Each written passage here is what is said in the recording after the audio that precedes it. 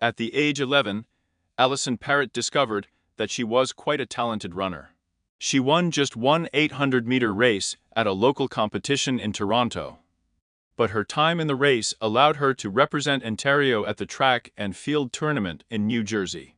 On August 1, 1986, shortly before the start of the summer holidays, at a meeting at a Toronto school, Alison was called to accept the athletics banner on behalf of her peers.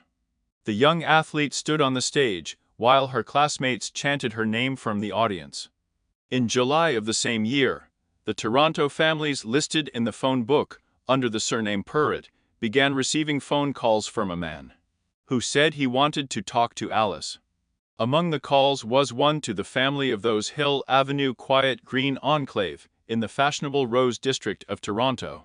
On July 25, Alison was at home and answered the call herself. The caller introduced himself as a photographer who wanted to take promotional photos for the upcoming athletics competitions. Alison called her mother, Leslie Parrott, who worked downtown as a supervisor at the advertising agency J. Walter Thompson, to ask permission to participate in a photo shoot with other young athletes. The woman agreed and ordered Alison to be home by 14:30. Alison was used to riding public transport alone, and the Thief City Stadium was a familiar training ground just 4 metro stops from home. Mom helped her daughter with directions on how to get to the northwest corner of the stadium. By 14:30, the daughter had not yet returned home. By 17 o'clock, her mom started calling friends and neighbors asking if they knew where Alison was at 18:00. The woman called the police. There have been 3 high-profile cases of child abduction in the Toronto area in the previous 36 months. In 1983, 9-year-old Sharon Morning Starkin went to play in the Jean Sibelius Park near her home in the Annex District. She was found raped and strangled in a garbage bag in the refrigerator of furnished rooms. In 1984, Kristen Jessup, who was 9 years old, was abducted from Queensville, Ontario, found raped and murdered 50 kilometers from the scene. And in 1985, 8-year-old Nicole Marin left her apartment in Tobicoke to swim with a friend. No one else saw the girl. Alison joined the ranks of the missing girls. Her photos were posted all over the city, and her parents appeared on television, pleading for her safe return. 55 hours after she left home, Alison was found in Kings Mill Park. She was raped and strangled. The police have announced a reward of $50,000 for information leading to the arrest of the killer. Initially, the investigation interviewed 18,000 people. According to police, the perpetrator tracked Alison's movements in the weeks leading up to the murder. On the 14th of July, an unknown man called the house and asked to talk to the girl. But she was at summer camp, and the babysitter took the message. The caller apparently called other families with the last name of Parrott, trying to find Alison Parrott, who was going to the International Youth Athletics Championships in New Jersey. The police suggested that the killer could also have gathered information about Alison's training sessions at her club. For some time, the police suspected that the perpetrator could be the person they were looking for and called the rapist from Scarborough.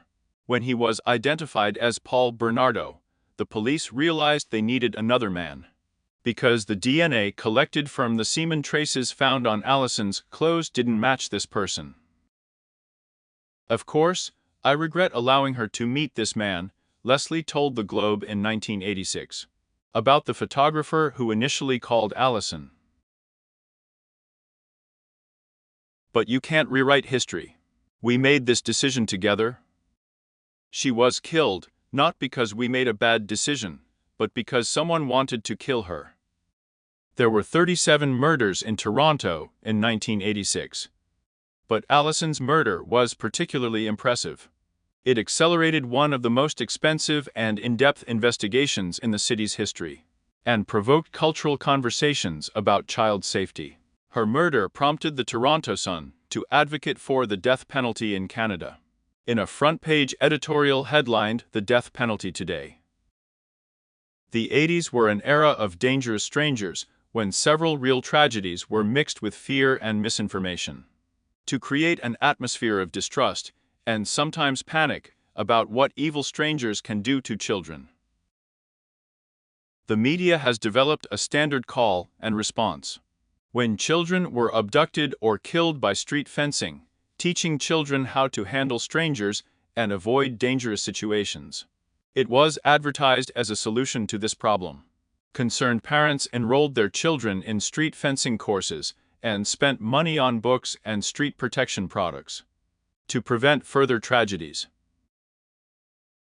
After the death of her daughter, Alison Parrott opposed calls for the death penalty and rejected fear-based approaches to street protection. Then she launched her own street protection company, relying on the talent of her colleagues from J. Walter Thompson. With a message focused on empowering children, she channeled her family tragedy into one of the most iconic public safety programs in Canadian history. Stay alert, stay safe, stay alert, stay safe. 30 years after Alison's murder, the company, especially the 90s-era social advertising, remains iconic for a generation of Canadian children, although many programs were led by self-proclaimed experts. Stay Safe was the brainchild of a talented team of advertisers led by a parent with a mission. It gave meaning to life, Alison Parrott says today about this work. This is the way I continued to be her mother. She grew up as the daughter of a priest in a Scottish mansion and spent her teenage years in a rough area of Glasgow, where she learned street life. But Anna and her family are also dedicated to helping society. Many parents who have survived the tragedy prefer to avoid communication with the media. Instead, Parrott has become a leading voice against the death penalty in Canada, as well as an advocate for bereaved families and the safety of children. Although the crimes, kidnappings, and murders of children were real in the 1980s, there was some degree of myth-making regarding their purity. This contributed to the development of a business to protect children from street violence. Parents could read the opinion in Canadian books, such as The Parent's Guide to Protecting Children from Street Violence by Richard Gage and Melvin Gunton. The book is about how to look into both Cindy Blakely and Suzanne Drinkwater, and protection from street violence gently and creatively by Shern McKay. The products available ranged from harmless, safe home board games to street safety approved by a leading child safety organization. To the Paranoid. Abduction Awareness is a handbook published in the USA, which was distributed free of charge in Canadian shopping malls. It contained a false claim that up to 60,000 children are abducted in Canada every year. A study by the Canadian Child Protection Centre showed that since 1970, 155 children have been abducted and killed by strangers in Canada. Perhaps the figure of 60,000 indicated in the reference book was incorrectly calculated, as well as this inaccurate statistics that are currently circulating in the United States. There was also an identification kit from CA Systems, which comes with a guarantee of $2,000 for posters and work on finding a missing child. Despite the popularity of street protection programs, there were doubts about their effectiveness and extreme measures. The problem with this established industry is that it cashes in on ignorance, Lorna Grant said, then Executive Director of the Special Committee on Combating Child Abuse in Toronto, Toronto-San, in 1986. Parents are looking for quick answers to difficult problems, but there are none. The very word street protection is misleading because it suggests that there is a reliable way to protect children. The murder of Alison was a vivid example of the fact that there is simply no such fast track. Providing security on the streets at the most basic level gave children some important lessons, but they were often overshadowed by incorrect statistics about child abductions, an increased irrational fear of strangers, and an understanding that in the 80s it was often difficult for the police to solve the abduction and murder of children. The culture of fear of strangers that created street protection is now firmly ingrained in Toronto, where Alison's killer was hiding, possibly with other victims in mind. His search was painstaking, and as the first weeks after the investigation turned into months and then years, Parrott stepped in to protect the children from strangers like whoever killed Alison. 2 weeks after Alison's murder, Leslie decided to return to work. Her colleagues have been supportive of Alison since her disappearance. J. Walter Thompson immediately set a reward of $10,000 for Alison's return, and female colleagues helped in the search for the girl. In May 1987th year, a group of volunteers that Parrott gathered appealed to the public to express their suggestions on how to prevent the abduction of children for a new company called Stay Alert Stay Safe. Initially, it all started with brochures and local propaganda in Toronto schools, where, according to them, they received a warm response. In 1989, she was invited to speak at a conference of the Canadian Association of Chiefs of Police, after her presentation at the Ontario Chiefs of Police Conference. Her presentation was approved by CCP, which made it possible to distribute the company's materials to departments throughout the country. The police began to work with the public and schools. In the same year, Kennedy's company joined to help fund the company Stay Alert, Stay Safe, which led to further expansion in its national chain of stores. Although many companies today support charitable organizations, at that time, it was rare for anyone to undertake such a social task as strengthening the streets. Canadian Tire has offered more than just financial support. The partnership helped bring the company to storefronts across the country and launch public days. Stay alert, stay safe. When parents could get information about child protection, and children could take pictures with Bert and Gert. At the center of the company were Bertha Gert, two rabbits with wide-open eyes, dressed in outfits of the early 90s. Bright outfits with suspenders, tights, yellow hats and hoverboards, inspired by the movie Back to the Future Part 2. Twin rabbits have been designed with long ears to show how aware they are of the environment. It was a simple visual reminder for children about the need to keep their radars working. The social videos they created focused on situations that children might encounter. For example, when they answer the phone, or when a stranger asks for directions.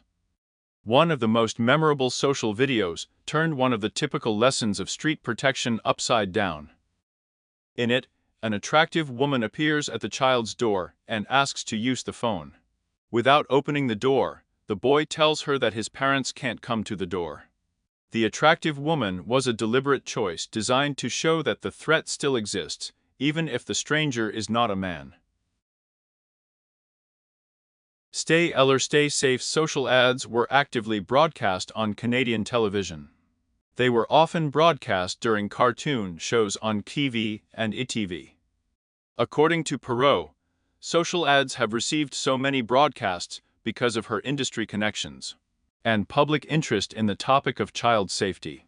The media department of J. Walter Thompson, who is responsible for advertising for companies such as Kraft and Lobit, placed social ads on Canadian TV channels to fill in the non-purchased advertising time. Canadian children across the country have seen social ads and partly attributes the company's influence to the fact that Stay Safe. Social ads were designed as entertainment and broadcast during children's shows. The company also included reference books, police presentations, teacher materials, and videos. The messages were not limited to street protection. They talked about Halloween safety and bullying. A company created in conjunction with the Toronto Transit Commission, in which Bert and Gert demonstrated how to stay safe using public transport. By 1999, Toronto told her share Stay Safe was in 8,000 elementary schools, covering 600,000 students a year. According to Parrott, one of the goals of the program was to create a broader message than just focusing on what happened to Ellis. However, there was a lesson in the materials that was deeply personal. The children were reminded that sometimes a stranger can impersonate a photographer. Although several high-profile cases from the danger of the stranger era remain unsolved, justice eventually came to Alison as well. In 1996, Frances Carl Roy was arrested for her murder. He was a priority suspect a decade earlier, but was acquitted thanks to an alibi. In the end, his DNA matched the sample taken from Alison. In 1999, he was tried and sentenced to life in prison. Francis Calroy was questioned by the police during the first round of interviews. Because he attended the same training center as the Alison Athletics Club, and also because he had an early criminal record. Roy was an Indigenous representative from Manitoulin Island. He was an avid runner with a keen interest in photography and had a criminal record since 1976, including possession of stolen property, petty theft, fraud, assault, breaking and entering, and rape. At the time of Alison's murder, Roy was on parole, having served only 2.5 years of an 11-year sentence for raping a 14-year-old girl and a 19-year-old girl. He moved to Vancouver in 1988 and got a job in the city as a youth counselor, claiming to have a degree in psychology from the University of Toronto. He got the job without a background check. After being involved in a bar fight in 1991, he returned to Toronto. Roy told investigators that he went for a run and then met a friend at a bar at the time of Alison's disappearance. Moreover, when Alison's body was found on July 27, Roy showed up at the police station to confess to assaulting a 20-year-old woman in his apartment 2 days earlier. In October, he pleaded guilty to the assault and was fined $200 for the 5 weeks he spent in prison. In 1989, suspicion fell on Roy again when a man arrested in Vancouver informed the police that they should consider Roy a suspect in the murders of sex workers in that city earlier that year. Roy was never charged with these crimes. But the 2 Vancouver officers who reported it didn't forget what they were told. In 1996, they transferred their information to the Link Analysis Database, the Violent Crime Link Analysis System. And Toronto homicide detectives took the file as part of a review of unsolved cases. After reading the initial police interrogation and other records of Roy's parole officer, they were struck by inconsistencies in the suspect's story. The department has established surveillance of Roy. Officers collected his DNA from used cigarette butts and a coffee cup in Toronto bars, and found a positive match with DNA found in semen in Alison's body on July 31, 1996. A little more than 10 years after Alison's murder, Roy was arrested. After a month-long trial and 6 days of deliberation, on April 13, 1999, the jury returned a verdict of guilty of first-degree murder.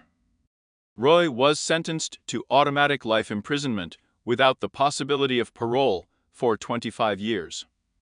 In 2000, the Ontario Court of Appeal rejected Roy's appeal, who claimed that the police denied him the right to remain silent during interrogation. In May of 1999, a month after the trial of George Kennedy, Tyre announced that she was changing the focus of her foundation, and from December Stay Safe would no longer receive corporate funding. Over the decade that Kennedy funded SAFE, she invested $5.5 million in the program. Although the program attracted funding from the Ontario Trillium Foundation and continued to produce brochures and materials in the Toronto area, the days when it was a prominent national company are over. Child Frio adopted the program in 2000, but the expected investment and restart were never implemented, and the program was quietly curtailed. Justice for Alison and the end of Stay Safe's heyday came just as street protection turned into personal safety. Although the media focused on the dangers of strangers in the 70s and 80s, by the turn of the millennium, It had become generally accepted that children were more likely to be harmed by someone they knew. Sometimes it seems that there are more dangers for children today, but experts cannot say this for sure. There is no nationwide street protection program in Canada today. Personal safety is now part of the standard curriculum in schools across the country, where teachers are taking a more active role in the discussion. The Canadian Child Protection Centre has a kids program that is widely accepted by Canadian schools. The centre also focuses on protecting children from sexual exploitation on the internet. His website Cyberpoint K receives about 4,000 reports a month and sends them as needed to law enforcement agencies and child protection agencies. The reports allow the centre to respond to the problems faced by Canadian children on the internet. One of the biggest fears and realities today is cyberspace, says Parrott. Others can reach children through the internet. The world has changed dramatically since Alison was killed. But Parrott says that even after 30 years, there is no sense of completeness. She compares her feelings to walking on the road. There is a moment when you are in great pain all the time. But as you keep walking down the road, the pain gets less. It happens less often, although with the same depth.